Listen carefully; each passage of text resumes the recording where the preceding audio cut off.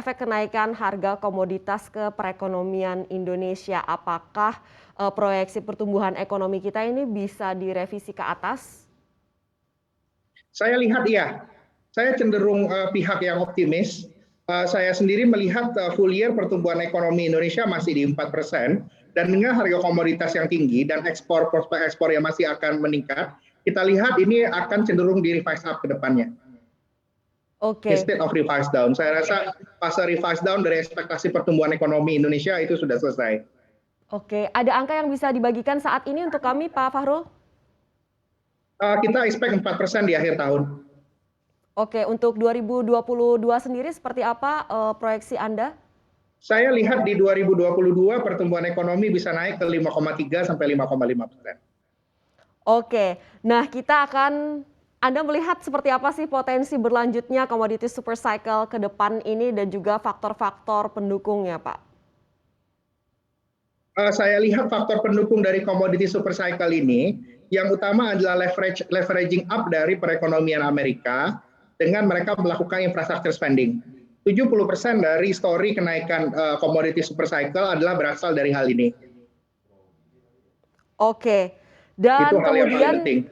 bagaimanakah kita bisa memanfaatkan momentum ini secara optimal, Pak Fahrul?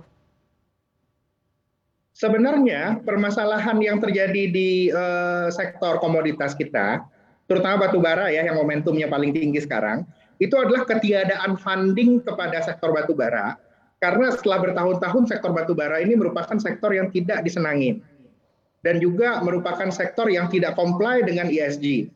Saya justru melihat semakin banyak hurdle yang ada di industri ini, di industri batu bara, semakin besar pula lah opportunity yang ada.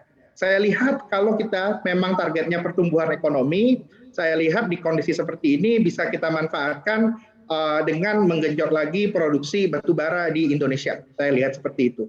Karena Oke. kalau seandainya funding kepada batu bara tidak dan funding kepada energi ini tidak dinaikkan, kita masih terkonsentrasikan kepada ekonomi yang terbarukan, justru resiko yang akan dihadapi oleh perekonomian ke depan itu adalah stagflation. Inflasi tinggi tapi pertumbuhan ekonomi tidak ada.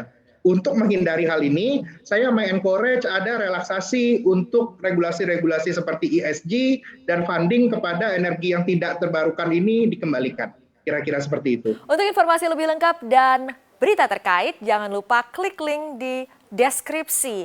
Install juga aplikasi CNBC Indonesia di App Store maupun di Play Store dan please subscribe ya guys.